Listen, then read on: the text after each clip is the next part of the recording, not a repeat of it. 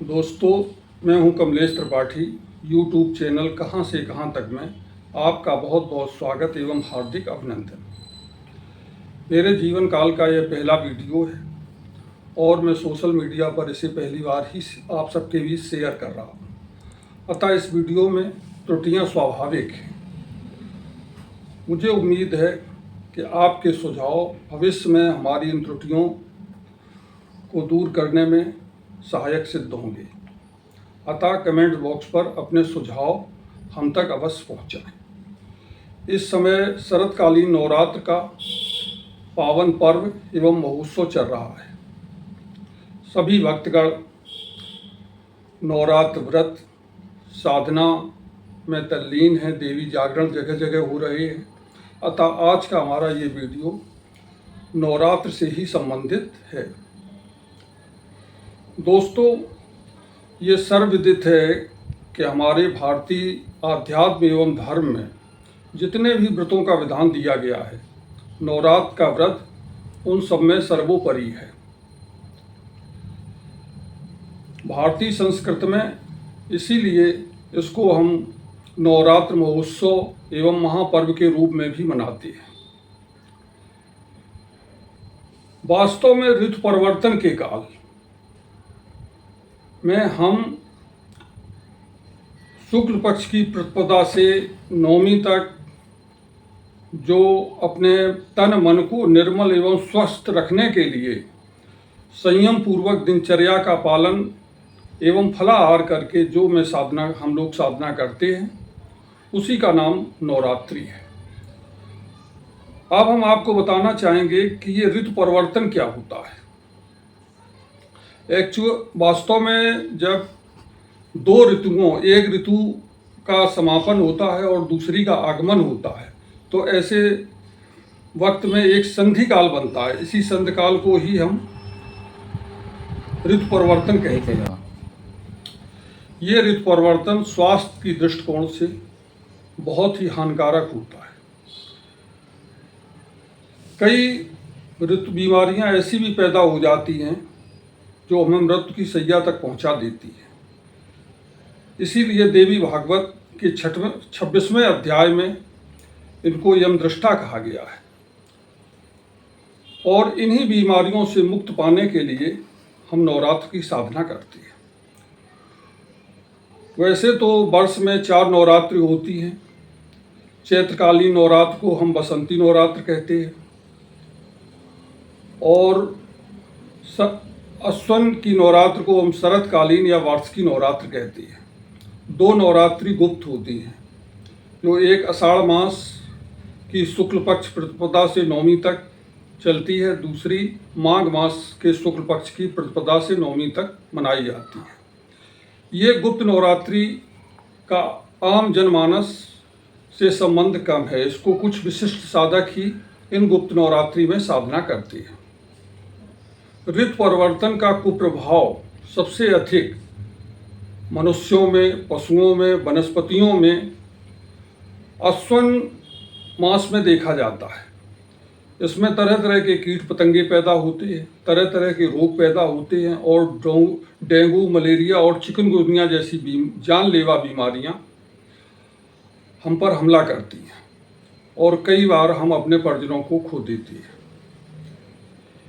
इसी तरह से बसंतकालीन नवरात्र में भी तरह तरह की बीमारियां पैदा हो जाती हैं। जैसे पहले चेचक का प्रकोप अधिकतर चैत्र के महीने में देखा जाता था और इस प्रकोप को दूर करने के लिए हमारे पूर्वज शीतला माता का व्रत अनुष्ठान करते थे। अतः इसीलिए माँ भगवती ने इनको यमदृष्टा कहा है, क्योंकि ये मृत्युकारक बीमारियां होती हैं।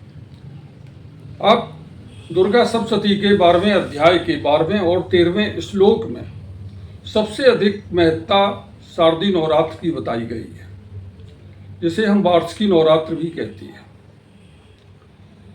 और ये नवरात्र संपूर्ण भारत में मनाई जाती है और सभी नवरात्रियों में सर्वोपरि है।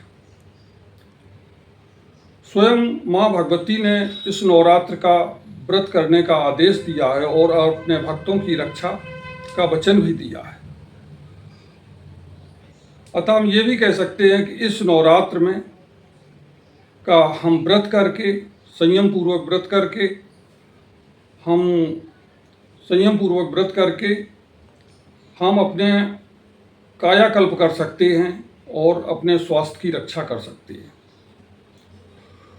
वैसे नवरात्र का शाब्दिक अर्थ 9 एवं रात्र है। 9 का मतलब 9 संख्याओं से है और रात्र का मतलब रात्रियों का एक अंधकार का समूह है। इसी संख्याओं पर इस अंधकार की दृष्टि ना पड़े, इसीलिए हम नवरात्र में माँ भगवती की शुक्ल पक्ष में साधना करते हैं। जैसे जैसे चंद्रमा का प्रकाश बढ़ता जाता है, अंधेरा अपने आप छटता जाता है। हम अखंड दीप की स्थापना भी इसी भाव से करते हैं कि अंधेरे पर विजय कैसे पाई जाए, क्योंकि ये जो 9 संख्याएं हैं ये मेरे जीवन का आधार है।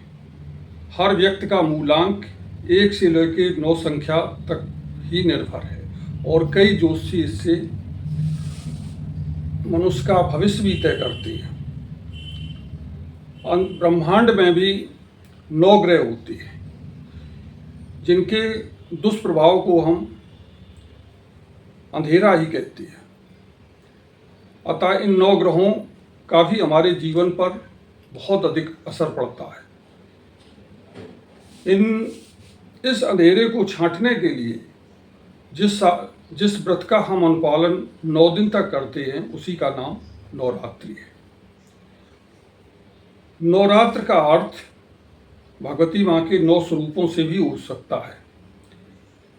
प्रतिदिन हम नवरात्रियों तक माँ भगवती के प्रतिदिन नए स्वरूप का दर्शन करती है, जिसमें पहली शैलपुत्री, दूसरी ब्रह्मचारिणी माँ, तीसरी चंद्रघंटा, चौथी कूष्मांडा, 5वीं स्कंद माता, 6ठी कात्यायनी, 7वीं कालरात्रि, 8वीं महागौरी और 9वीं सिद्धात्री।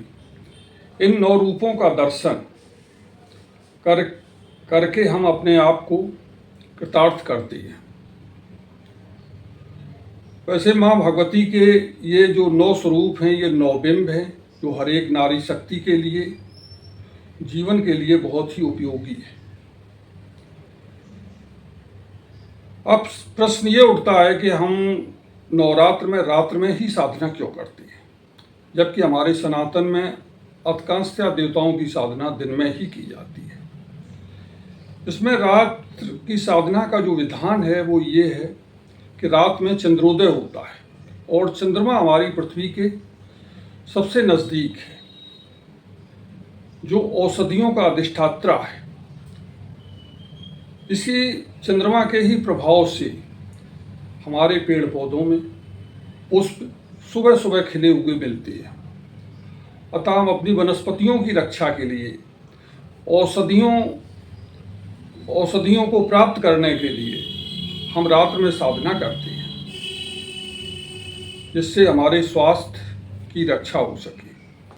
जैसा कि हम सभी जानते हैं कि हमारी पृथ्वी को सूर्य की एक परिक्रमा करने में 12 महीने लगती है और 12 राशियां भी होती हैं। इन राशियों का मनुष्य के जीवन पर बहुत अधिक प्रभाव पड़ता है।